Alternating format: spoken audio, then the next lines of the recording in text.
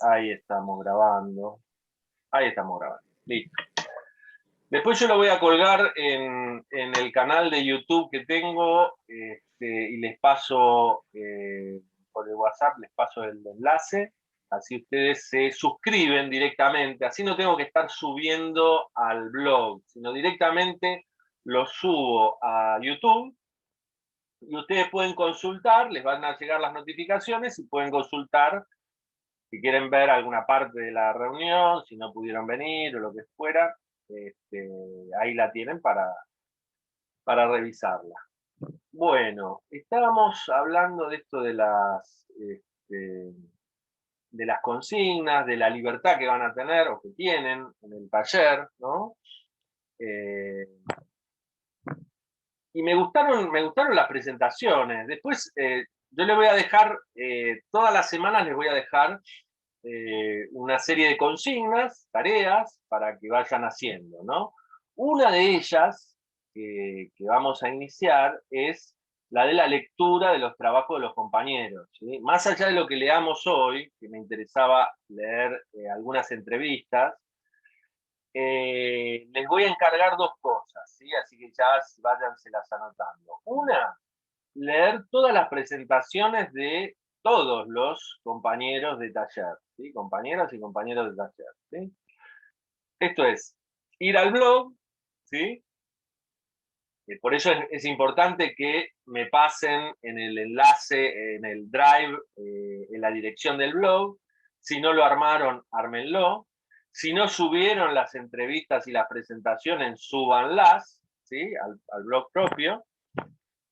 Así los compañeros pueden ir leyéndolos, ¿sí? Entonces, la idea es que lean todos los trabajos de presentación, así se conocen, ¿sí? Es fundamental eso.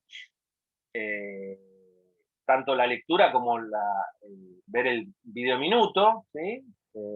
Algunos me parecieron muy originales.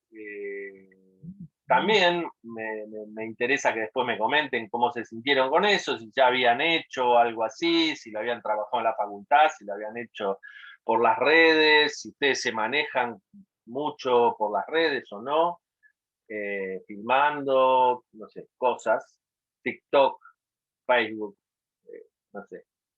Facebook es antiguo, ¿no? Nadie usa Facebook acá.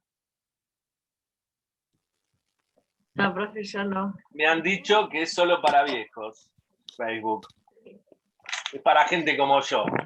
Es que es como un canal de reencuentro entre personas, por ejemplo, que encuentran a personas de secundaria, personas en otros países, entonces como que ya no se usa mucho. Claro, claro. ¿Y usted qué red es la que más, por la que circulan más? ¿Instagram sería? Instagram o Twitter, capaz. Twitter para seguir noticias, ¿no? Vi que algunos ponían eso. Algunas ponían eso, ¿no? Que siguen las noticias por Instagram. A mí Twitter me hace mal. Twitter te hace mal. Que no lo uso. Me hace mal. Hay mucho hater, mucha demagogia. Sí. Hay de todo un poco. Y ese tipo de cosas ya bastante lidiamos en el cotidiano y por ese motivo no lo puedo usar.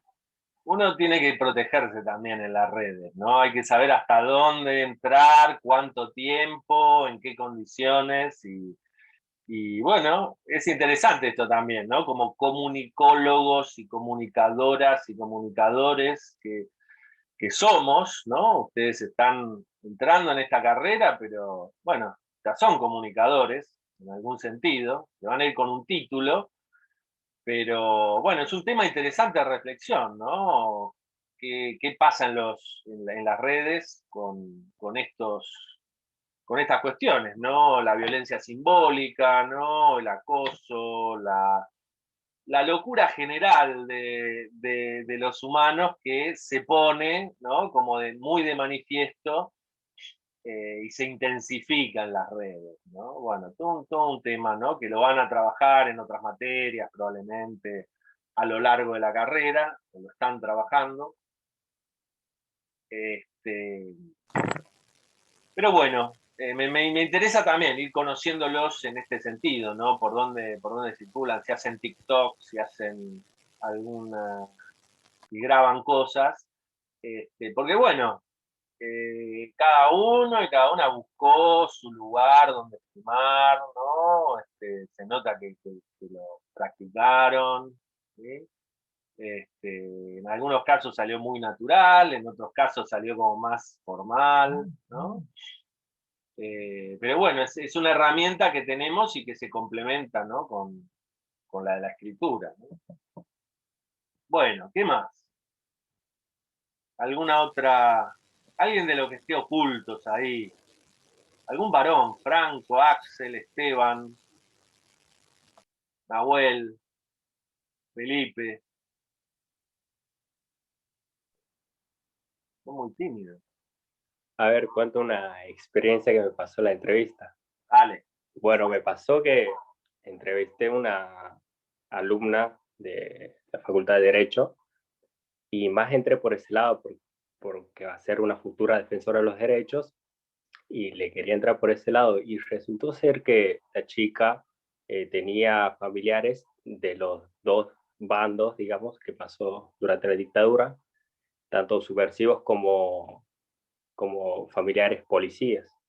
Y me contó unas anécdotas de que le transmitieron a ella y tuve que improvisar las preguntas en ese momento. Como tuve que cambiar todo, o sea, también ahí me di cuenta lo importante que es conocer al entrevistado, digamos. Claro. Porque me tomó por sorpresa. Medio que en el transcurso de la entrevista tuviste que ir improvisar, claro. Claro, sí, muy bueno eso también. Bueno, eso también ocurre a veces con entrevistas que uno ha preparado y sin embargo, bueno, el entrevistado te da una respuesta que vos no esperabas o te cuenta algo que vos no tenías un poco en los planes y bueno, tenés que seguir por ahí porque también uno sigue un poco el instinto y va siguiendo el diálogo que se va construyendo, ¿no? Claro. Después les voy a dejar, me pareció muy interesante lo que dijiste, Nahuel. Yo después les voy a dejar unos materiales sobre entrevista, ¿sí? En general, ustedes van a tener materiales a partir de los teóricos y a partir de lo que yo les vaya dejando por el blog o por el aula virtual. Si se fijan, ya están digamos, inscriptos, ¿sí? Automáticamente en el aula virtual de la comisión, ¿sí? De la comisión 54. ¿Sí? Mi idea es, en principio, seguir con el blog e ir pasando las consignas, quizá dejando algún foro abierto como para discusión, ¿no? En el aula virtual, vamos a ver cómo nos va, si les sirve más, si les sirve menos. Bueno, esto de las herramientas digitales es ir probándolas, ¿sí? Pero bueno, vamos a utilizarla y entonces les pido que también que se metan en el aula virtual, que un poco que la empiecen a recorrer. Hoy va a estar, ya Analía está subiendo el material del teórico, del aula virtual del teórico, que también están habilitadas y habilitados. Esta digamos, encuentro, primer tema, está más vinculado a la presentación de la materia, hay un instructivo de la cursada, hay materiales de trabajo para que ustedes vayan viendo. Bueno, todo eso lo tienen colgado ahí en el campus, ¿sí? De los materiales de trabajo, la idea es que se bajen los cuadernillos de argumentación y de ensayo, ¿sí? Vamos a empezar a leer esos materiales y bueno, yo les voy a ir dando algunas cosas más específicas que vamos a ir trabajando acá en taller. Ustedes van a trabajar en paralelo. todos los miércoles van a tener nuevos materiales con indicaciones de Analía y algunas mías, ¿sí? También para esos materiales y para la clase en sí, ¿sí? Hay una clase siempre que Analía, digamos, deja grabada con un PowerPoint. Toda la primera parte va a ser de argumentación, ¿sí? Vamos a hacer algunas consignas más lúdicas al comienzo, más como para abrir el juego, y después vamos a ir a textos más de argumentación, de debate, para culminar en un ensayo, ¿sí? La primera parte del primer cuatrimestre, el trabajo principal o más importante va a ser un ensayo, ¿sí? Así que vamos a ir hacia eso, ¿sí? Analía sabe mucho de argumentación, ¿sí? Ha trabajado siempre especializado en ese tema, así que bueno, aprovechenla, ¿sí? Porque van a aprender mucho sobre los recursos, los procedimientos, la forma de digamos, planificar un texto argumentativo, encararlo, ¿sí? Y tienen el espacio del foro en el aula de teóricos para hacerle consultas, preguntas, dudas, cuestionamientos, todo lo que quieran intervenir va a ser bienvenido y ella lo va contestando en la medida que puede, digamos, en la semana, pero siempre contesta, ¿sí? Entonces, bueno, es interesante que también la aprovechen a ella y aprovechen ese espacio que es complementario con el del taller, ¿sí? Aquí vamos a trabajar más específicamente sobre los textos de ustedes, y en el espacio teórico ustedes van a por ahí ensayar algún texto breve y leer más que nada, ¿no?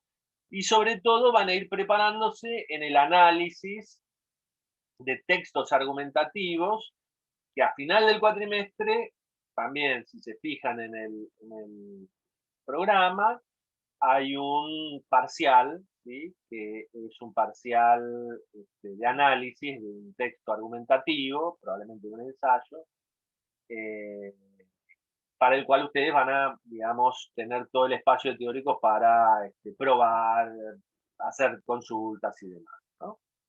Así que bueno, ¿quién más quiere comentar algo? Profesor, yo le iba a, bueno, no sé si comentar o preguntar, ¿Sí? pero por ejemplo, en la consigna dice que se haga una sola entrevista. Cuando yo comencé a hacer las preguntas, sentía de que cuando me respondían era muy banal, porque yo les preguntaba si es que les parecía importante y lo más, o sea, lo que todos apuntaban es que sí, porque se tiene que hacer justicia por las personas que sufrieron por los militares. Hasta ahí quedaba, esa era su única argumentación. Y entonces yo al comienzo dije, voy a ir sin ninguna idea, solamente lo que aprendí en ICSE, porque yo no soy de aquí.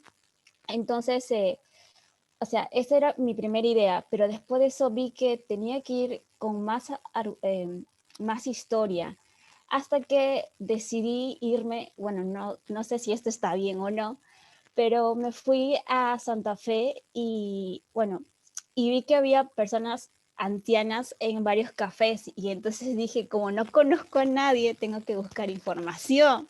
¿Sí? Y creo que son de las, o sea, todas las 3 entrevistas que hice fue de personas mayores y muchas de ellas les pregunté porque hice como 18 preguntas, pero no fue en las preguntas donde ellos me contaron todo, fue en el café después de las preguntas, cuando estuvimos comiendo masitas, pero siempre era como una charla sostenida porque ellos no se acordaban mucha información, entonces en el momento de transcribirlo al blog, como era muy poca información la que tenía, solamente puse las partes más específicas y opté por poner 3 entrevistas en lugar de solo una. No sé si eso está bien.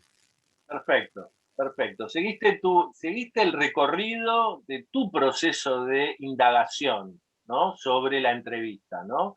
Fíjate vos, lo que decís al principio, percibiste como cierta banalidad o cierto lugar común. A veces es lo que comúnmente en el ámbito del fútbol, ustedes quizá lo escucharon, o en otros ámbitos también, ¿no? Pero se usa mucho en el fútbol, ¿no?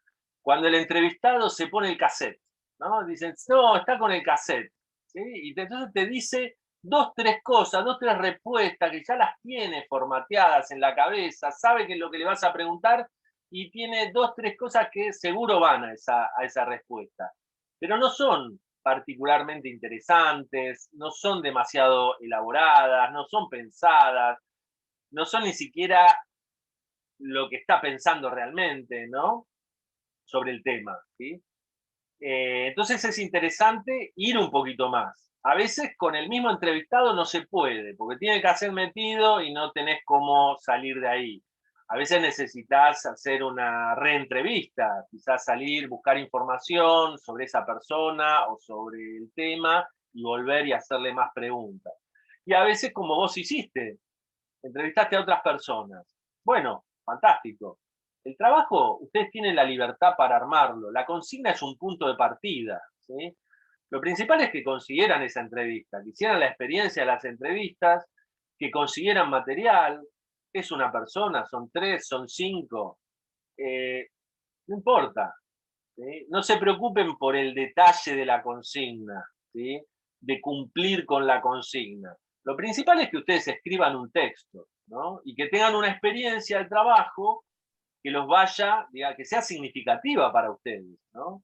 Porque ahí es donde hacen el aprendizaje, ¿no? Todos hacemos un aprendizaje cuando estamos indagando algo, estamos buscando algo, ¿no? No nos sale, ¿sí? Muchas veces cuando no nos sale algo es cuando más aprendemos, ¿sí?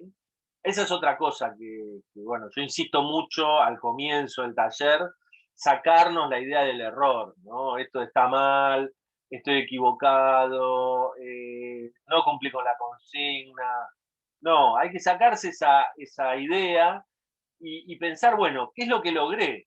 ¿Sí? ¿Por dónde me llevó esta consigna? ¿Hacia dónde me llevó la entrevista? ¿Sí? ¿Qué averigüé? ¿Qué empecé a conocer que no sabía antes? ¿A qué personas conocí que no conocía antes? ¿No?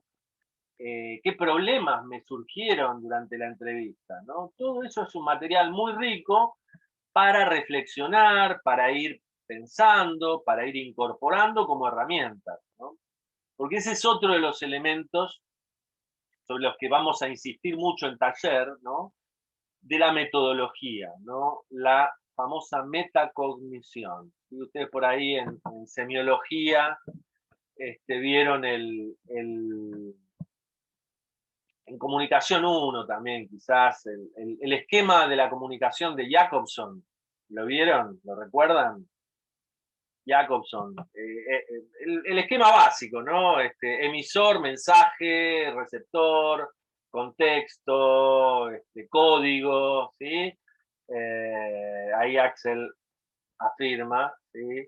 Bueno, vieron que en el tema del código, después estaban las funciones del lenguaje, la función poética, la función emotiva, la función conativa, la función referencial, ¿no?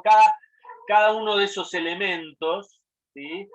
Le corresponde a una función, ¿sí? Del lenguaje, según lo definió este señor ruso Jacobson, ¿no? Que le estaba buscando analizar la función poética en la poesía rusa, ¿no? Y para eso armó este esquema, que después fue muy replicado y tenía mucho que ver con otros esquemas parecidos, ¿no? Si cursaron comunicación 1 o están cursando, van a ver el esquema funcionalista, ¿no? Todos esos esquemas de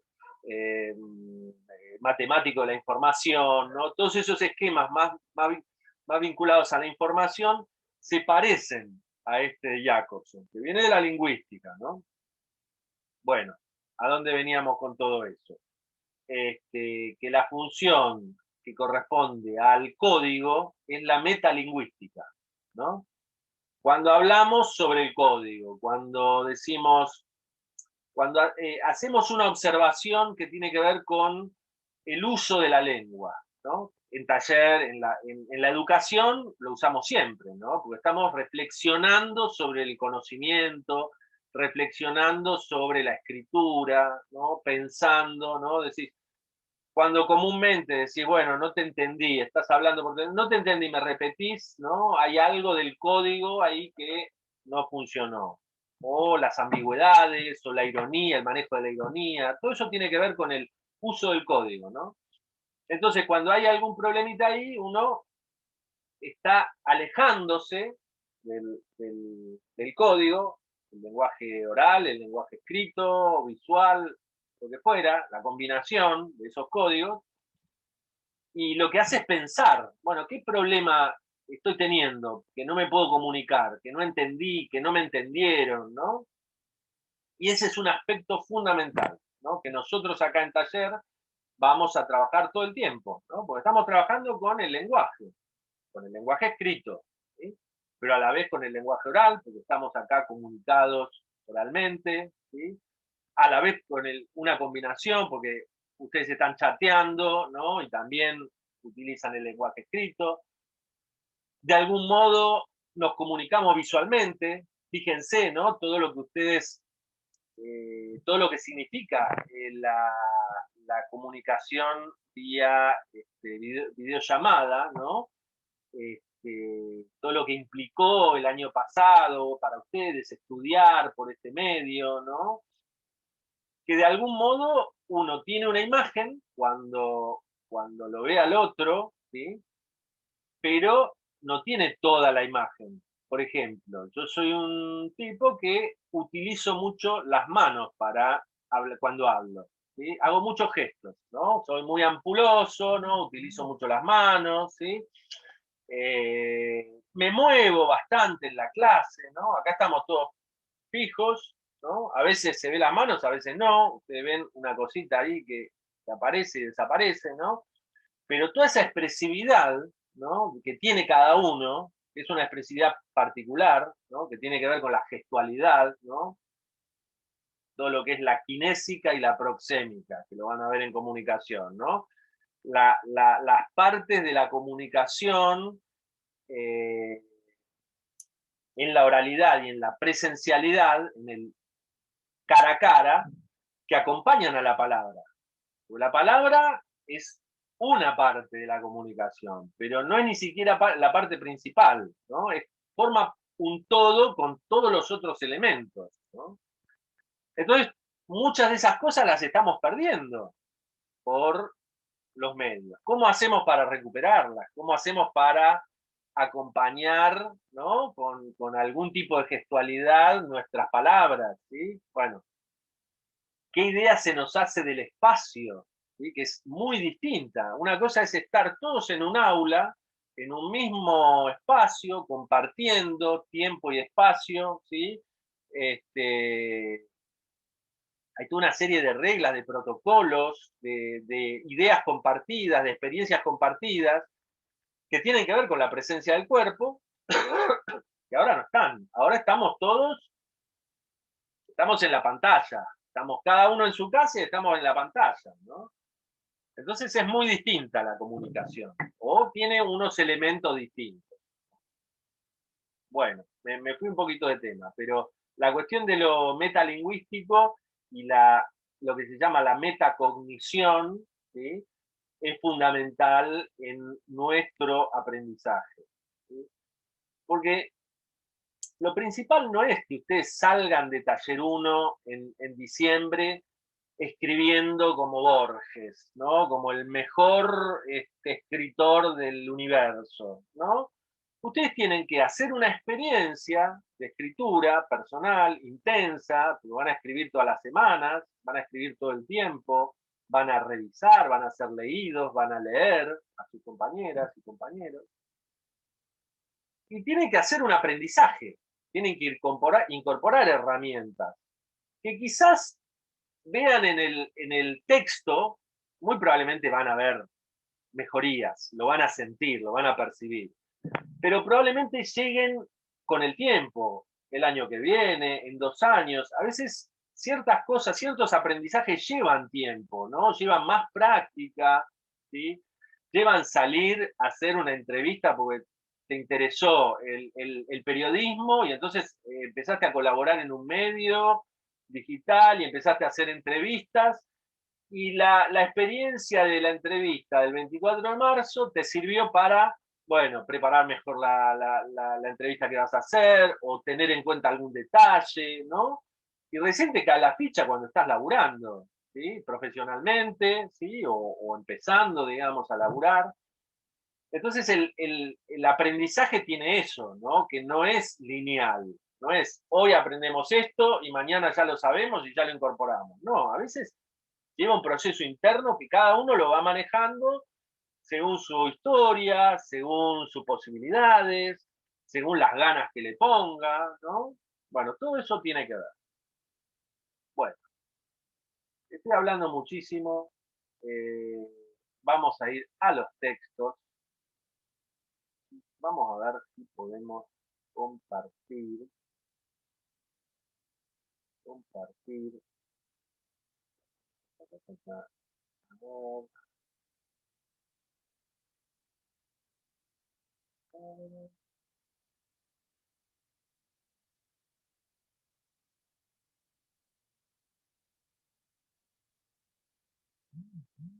Vamos a ver si compartimos un minutito pantalla.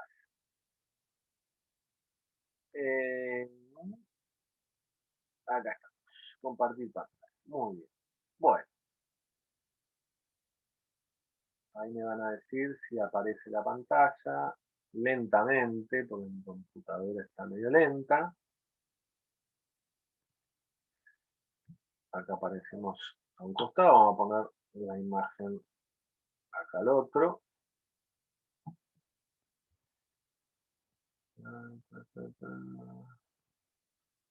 A ver si está Clara. Clara Sequeira, ¿andás por ahí? Sí.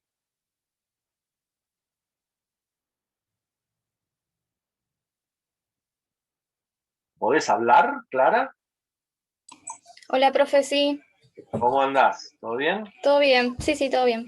Muy bien. Bueno, acá tenemos tu blog, Liberando Palabras. Muy linda imagen, muy creativa. Tenemos el destacado de la entrevista, tenemos la presentación. Y acá vamos a leer más. Y nos vas a leer tu entrevista. ¿Te parece? Bueno, dale. Dale. 24 de marzo, la mirada joven también significa. Alicia Gabriela Lucas es una mujer de 38 años de edad que se desempeña como profesora de historia. Su madre y su padre son de la provincia de Misiones, pero ella nació y se crió en la provincia de Buenos Aires. Al ser una persona joven, particularmente, ella no vivenció el 24 de marzo de 1976 y los posteriores años que devinieron en dictadura. Más bien vivió el después, sus consecuencias, que incluyeron ya los gobiernos democráticos. Sin embargo, ella, con su mirada y la entrañable relación que posee con la causa, nos aporta una mirada destacable y digna de apreciar. A lo largo de la entrevista se escuchará la separación que ella hace de las formas en cómo reproduce el 24 de marzo como ciudadana y cómo reproduce el 24 de marzo desde su lugar como profesora de historia. Eso por un lado. Y por otro, irá contando también lo que significó tener que vivir las consecuencias que dejaron los gobiernos dictatoriales y que aquello persiste hasta hoy en día. ¿La entrevista también? Sí, sí, sí. Bueno, la primera pregunta que yo le hago dice, bueno, Alicia, primero que nada, yo lo que te voy a preguntar es, ¿por qué vos sentís que sos parte de la causa? Ella me responde, mira, me siento parte de la causa porque creo que todos los argentinos somos parte de esto. Tenemos que sentir que somos parte de esto y porque es súper necesario para que esto no se vuelva a repetir. No puede volver a suceder algo tan tremendo, algo tan nefasto de ese tipo de situaciones. Nada que se asemeje a esto puede volver a suceder.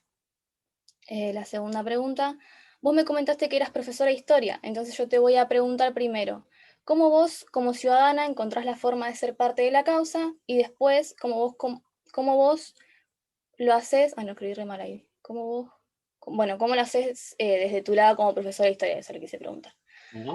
Esto de no olvidarnos, de tener memoria, ¿cómo lo reproducís de ambos lados?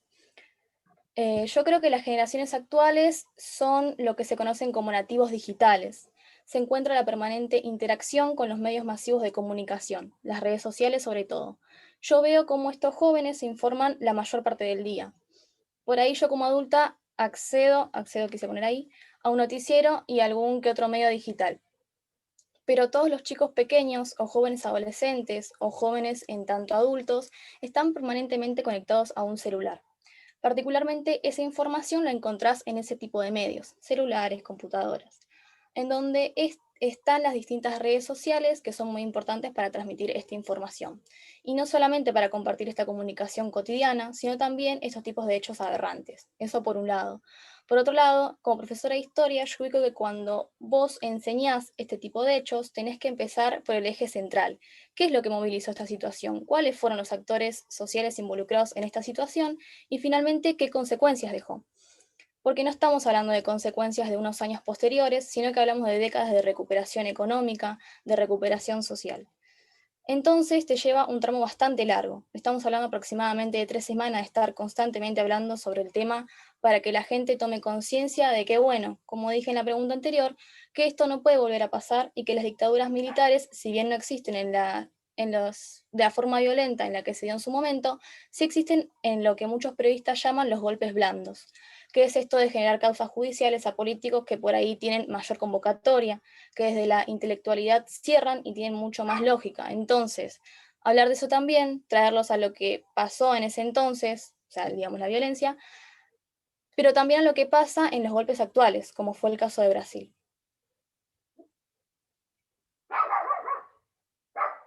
¿En algún momento vos asististe a las marchas que se realizaron por el 24 de marzo? Si lo hiciste, ¿cómo es el clima de aquellas marchas y cómo lo viviste vos particularmente? Sí, asistimos a marchas generalmente con mi familia.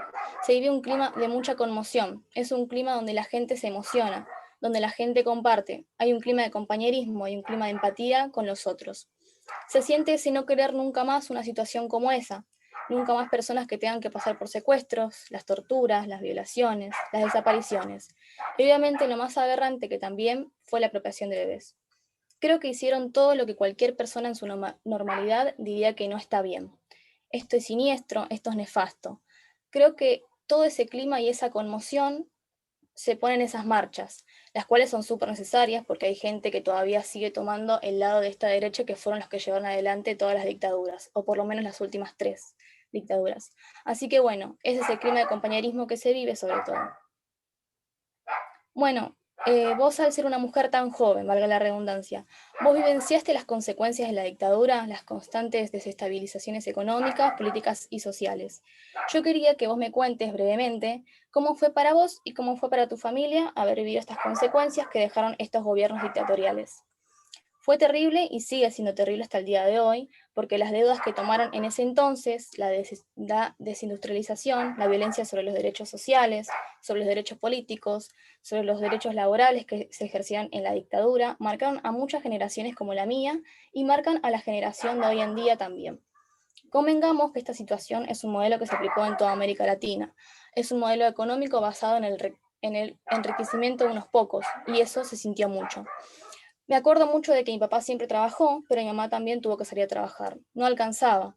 Eran todos los días arreglarse con lo que teníamos. Te estoy hablando de cuando yo era pequeña, no que justo coincide con los primeros años postdictatoriales. Era hablar todo el tiempo de los precios, de la suba de estos. Me acuerdo de comer fiambre constantemente, de tener que ponerle pan a la comida para poder rellenar. Me acuerdo de buscar la caja pan con mi mamá y mis hermanas. Tener que vivenciar eso, yo creo que para cualquier ser humano es tremendo, porque cualquiera quisiera tener por lo menos las coberturas básicas. Acordarme de eso es terrible y tener que pensar que aún hoy en día muchas personas viven esas consecuencias de esa dictadura y de los gobiernos democráticos que tomaron medidas económicas muy similares a la dictadura es terrible. Ahí llegué al final. Ahí está. ¿Qué significado le das vos a memoria, verdad y justicia? La memoria es imprescindible, ver en el pasado todo lo que pasó, pero sirve para construir todo lo que no tiene que pasar y lo que sí tiene que pasar.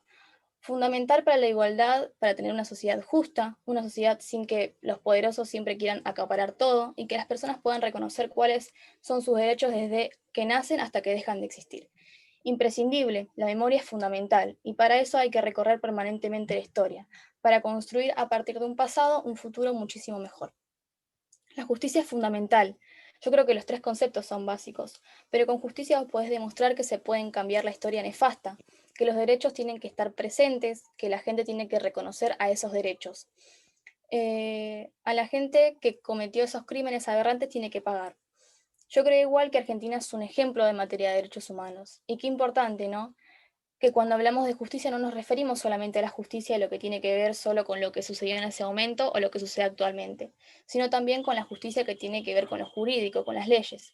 No aquella que solemos escuchar por los medios, el se hizo justicia por mano propia. Yo hablo de justicia jurídica para poder ser un país ejemplar. Y la verdad es muy subjetiva, es un concepto relativo y subjetivo, porque lo que para mí puede ser verdad, para la derecha o para los que participaron de esa dictadura están convencidos y se embanderan que su verdad es verdad. Y la verdad es subjetiva, pero sin embargo la verdad que uno defiende es esa verdad de empatizar con el otro, de sostener que existía una justicia, porque no puede haber justicia sin empatizar con nosotros.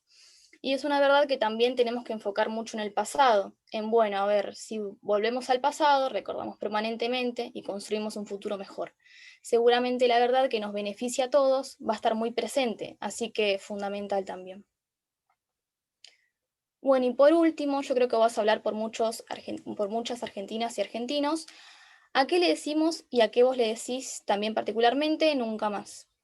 Nunca más a una dictadura militar, nunca más a un atropello por parte del Estado, nunca más a las desapariciones, nunca más a las expropiaciones de personas, nunca más a la falta de trabajo, nunca más a la desindustrialización, nunca más a la falta de educación. Sobre todo a esto último, porque yo creo que la educación es fundamental para construir un país. Sobre todo eso, la educación. Nunca más a la falta de educación. Esta es fundamental, después todo lo demás viene junto a eso. Ahí termina. Me habló un montón. ¿Viste? Mi entrevistada. Fantástico. Sí, quedó re bien, porque me dio unas re respuestas. Muy buena entrevistada. Sí, sí, sí. No, ¿Cuánto igual lo que yo quería hacer cuando había usted planteado la consigna, bueno, no conseguía a la persona mayor, pero yo mi idea principal era como entrevistar a una persona joven y entrevistar a una persona, bueno, que capaz que haya vivenciado, bueno, no encontré, pero sí tenía varias personas jóvenes que sí tenía un significado el 24 de marzo, que asisten a marchas, que bueno, que esto es lo que me contaba Alicia, que reproduce todo el tiempo eso, y ella me lo pudo contestar por suerte, así de la forma que yo quería, porque verdaderamente ella le da un significado al 24 de marzo. Siempre, o sea, estos últimos 2 años no había podido ir a la marcha justamente por esto de la pandemia, pero va siempre con la familia. Y yo sabía que ella sí, capaz que me podía dar lo que yo quería que me conteste quizás. Bien, bien. Ahora se va a Voy cortar, a cortar, sí. así que de nuevo nos unimos en el mismo enlace. ¿Sí? Bueno, me gustaría que comentara.